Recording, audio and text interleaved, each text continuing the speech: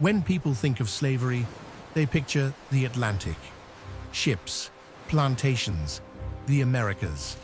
But for nearly 5 centuries, a system of slavery existed inside Europe itself, and most people have never heard of it.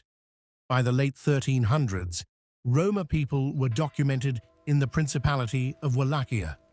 One of the earliest records, from 1385, lists Roma families as property donated to a monastery.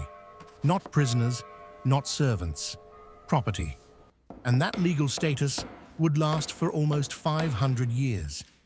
In Wallachia and Moldavia, Roma were divided into categories. Some belonged to the state, some to monasteries, some to private landowners known as boyars. Their status was hereditary. If you were born to enslaved parents, you were enslaved. There was no contract, no expiration, no automatic path to freedom. Enslaved Roma worked as blacksmiths, metal workers, musicians, farm laborers, and domestic servants. Many were highly skilled, but skill did not change legal status. They could be bought, sold, transferred, or gifted. Marriage often required approval. Movement could be restricted. Freedom depended on the will of an owner. And this system didn't disappear quickly. It continued through the Renaissance, through the rise of the Ottoman Empire, through the Enlightenment. While revolutions reshaped Europe, Roma slavery remained embedded in law, quiet, routine, normalized. In the 1700s and early 1800s, reform began slowly.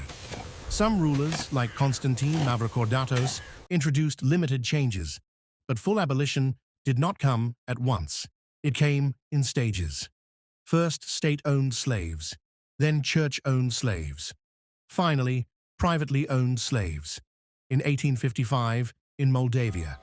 In 1856, in Wallachia. After nearly 5 centuries, the legal institution ended. But abolition did not erase the consequences. Most formerly enslaved Roma received no land, no compensation, no structural support. Freedom existed, stability did not. This history rarely appears in mainstream European narratives. It doesn't fit neatly into familiar stories about slavery. But 500 years is not a footnote, it is an era. Generations were born, lived, and died under a legal system that defined them as property. Inside Europe, until the mid-19th century, history is often remembered for what explodes: wars, revolutions, empires collapsing. But some systems last precisely because they are quiet, because they are accepted, because they feel normal. And that is what makes this story powerful. It wasn't brief, it wasn't accidental. It lasted half a millennium. And most people still don't know it happened.